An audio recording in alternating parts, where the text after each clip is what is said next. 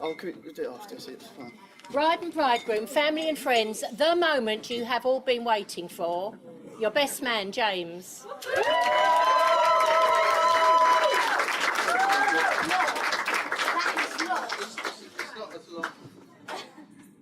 Pull up my trousers. All right, thanks, Mum.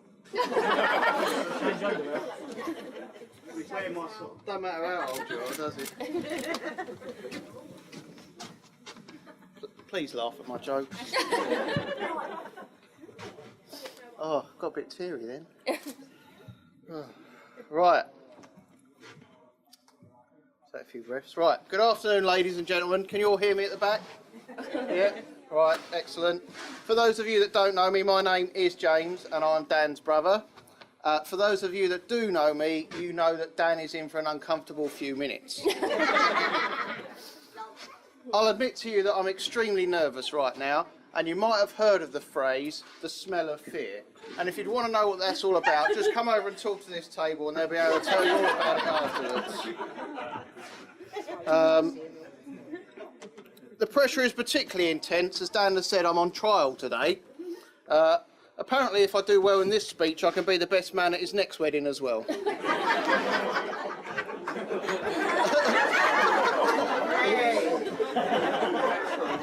Sorry, Jodie.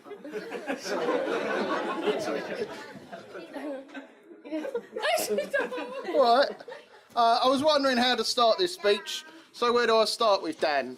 Well, for starters, he's handsome, he's witty, he's charming, and obviously he's far more intelligent than I am, even though he's only got a foundation degree. But Dan, I deleted the text you sent me. So was that everything I was supposed to say, or did I miss anything out? No. I'm sorry, but the jokes don't get any better. I've never been a best man at a wedding before, but I read somewhere that a best man speech shouldn't last any longer than the groom does in the bedroom. So ladies and gentlemen,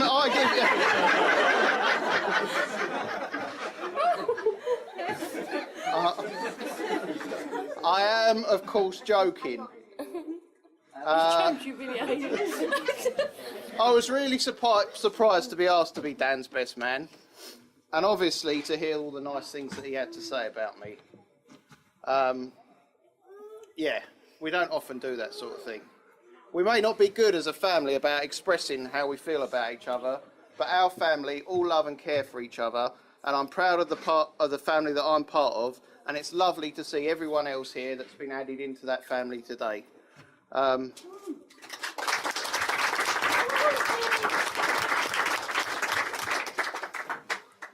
To be here with my brother today is a moment I won't forget, and hopefully this speech is something he'll never live down. So Jodie, you're a wonderful woman, and I'm joining with everyone else who said how lovely you look today. And I'll repeat how pleased I am that you're joining the family. And all those nice things that Daniel said about me, obviously, they go towards you now. So anything I can do, just let me know, yeah? Even if it is beat him up for you or something. You can try. You really do deserve a happy and prosperous life. It's just a shame you got lumbered with Dan. One positive about marrying Dan is I'm told at other weddings there can be problems with the groom inviting their exes. Well, what with Jodie being the only lady that's ever given in to Dan's charms, that's not been a problem on this one, has it?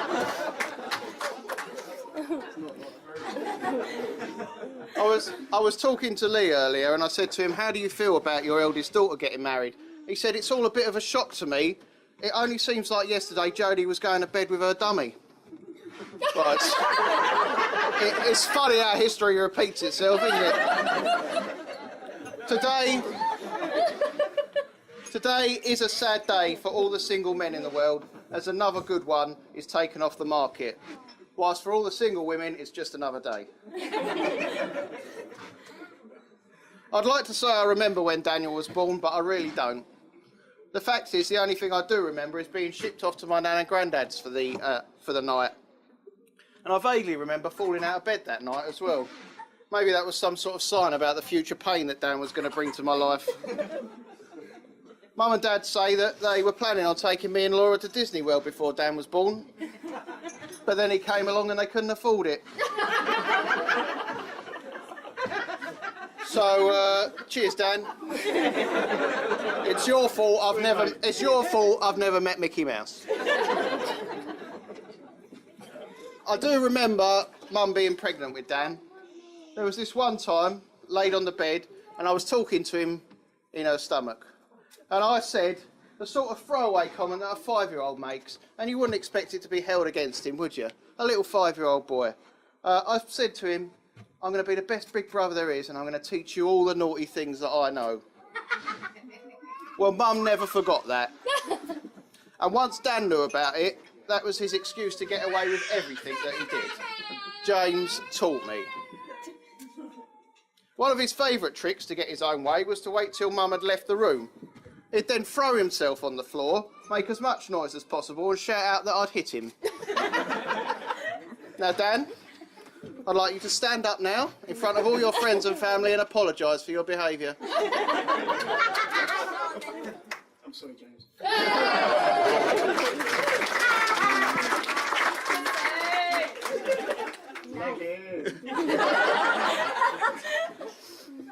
Our childhood, it wasn't without its rough and tumble. As soon as Mum and Dad would leave to go shopping, we'd rush up to their bedroom and practice our wrestling moves on their double bed.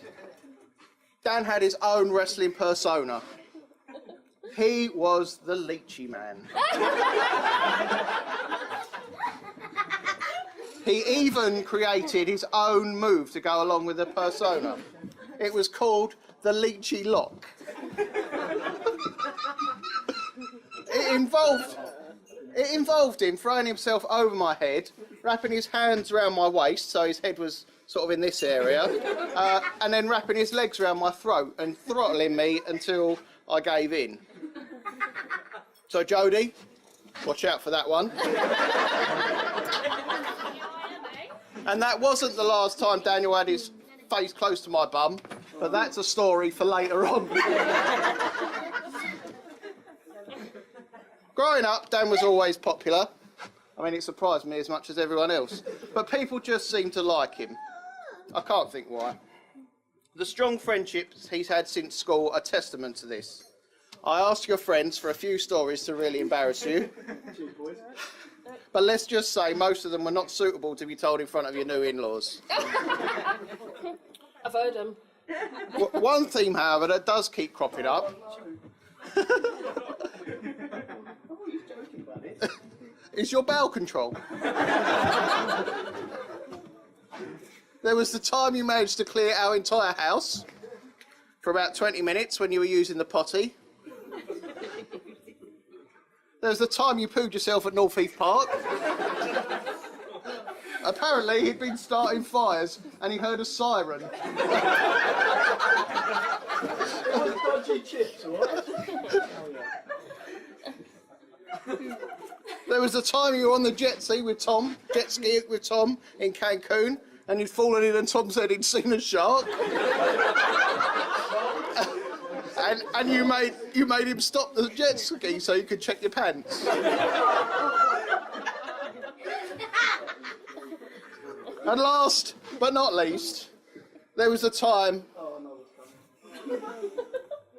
when we were exploring near Mum and Dad's caravan and we found a railway bridge. Daniel was desperate to go. So what did he do? Dropped his trousers and went off the top of the railway bridge.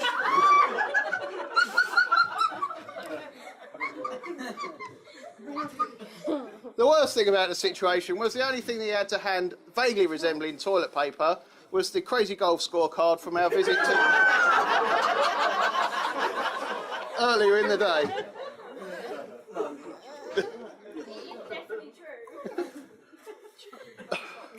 Your sporting prowess, can't even talk, was something that was brought up by your friends. Rob. When you were younger, you were more likely to be found asleep on the pitch than playing. Although saying that, some of your later performances in defence for the Boys Brigade football team, you could have been accused of being asleep anyway. I remember one time at Boys Brigade camp, were all walking away from the sports field and someone spotted what appeared to be a jumper left on the pitch. It was in fact you curled up in your hoodie asleep. Black zip-up hoodie. Black zip-up hoodie, yeah. You were never going to be the next Wayne Rooney. Less Ronaldinho, more Bellendinho. It's okay though, you always had an excuse, didn't you? I mean, you did have a bad knee that required a support to be worn whenever you took to the pitch. It was strange how it would always be worn on a different knee each time you went out though, wasn't it? And whilst we're talking about your friends and sports, Rob has a very special message for you. He says you'll never beat him at tennis or golf, so you should give up now. And I even hear Paigey beat you at golf the other week too.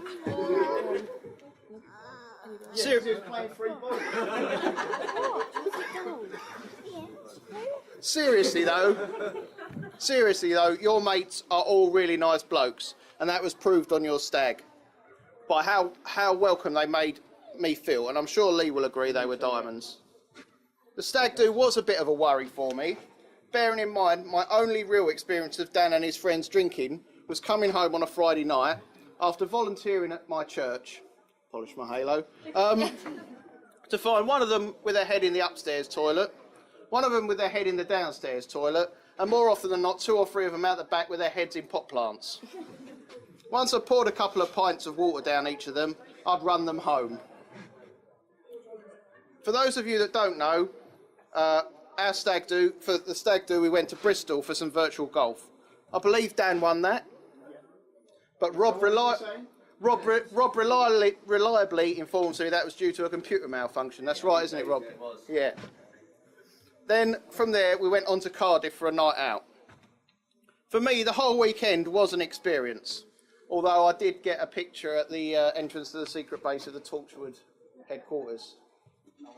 As everyone's supposed to go, woo.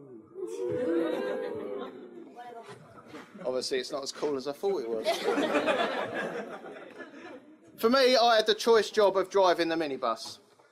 Some of the banter and singing from the back had me a little confused. So I've bought some gifts for some of the lads to try and help them out a bit.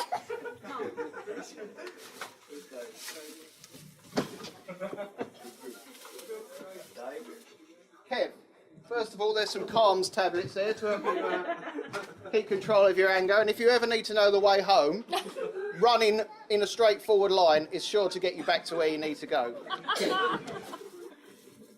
Rob, there's some tuna for Molly. Tuna, right? And last but not least, Coleman.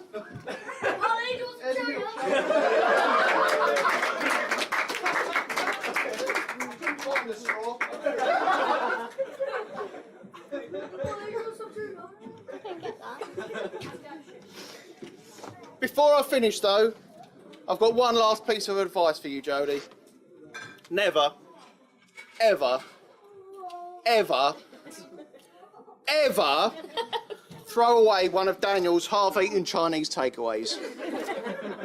I learnt this from experience. One weekend, while Mum and Dad were away, I took it upon myself to clean up the mess left in the kitchen. Because let's face it, the only thing Dan's ever been good at cleaning is his internet search history. I threw it away too. Oh, you threw one away. I bet you didn't happen what happened to me. Anyway, I'd spent the day cleaning the kitchen whilst Dan had been out with the boys on one of their legendary day drinking binges at the William Camden pub. A pub once described as a Burberry-wearing chav's dream pub. And looking around the room, I can see that was true. Anyways, Dan came in about midnight and after some crashing around in the kitchen, burst into my bedroom. And he appeared quite upset. "Where's my Chinese?" he demanded to know. So I told him I'd cleaned up the kitchen and I'd thrown it away. At this point, he became extremely aggressive. He stood in my bedroom doorway and demanded that I fight him.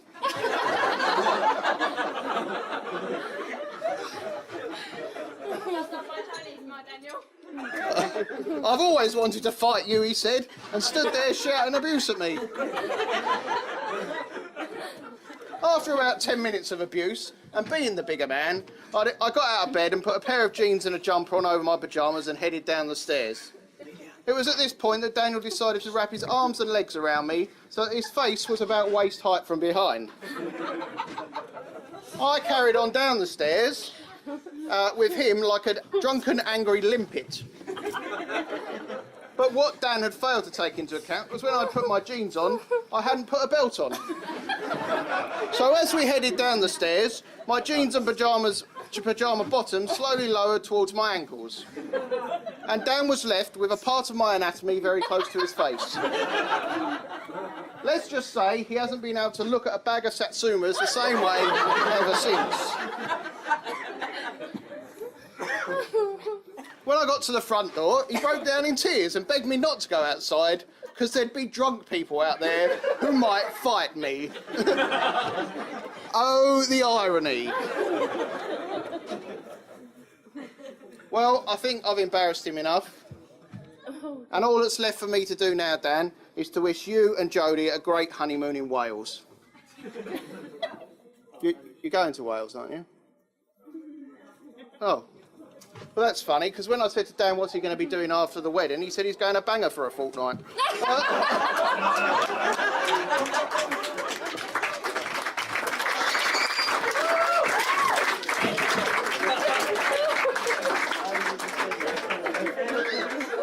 James, that was really good of you. Cheers, Michelle. Ladies and gentlemen, that really is it now. Where have I put my glass? I'd like you to stand. Oh, stand. I'd like you to raise your glasses and toast my brother and my new sister, Mr. and Mrs. Heath. Mr. and Mrs. Heath.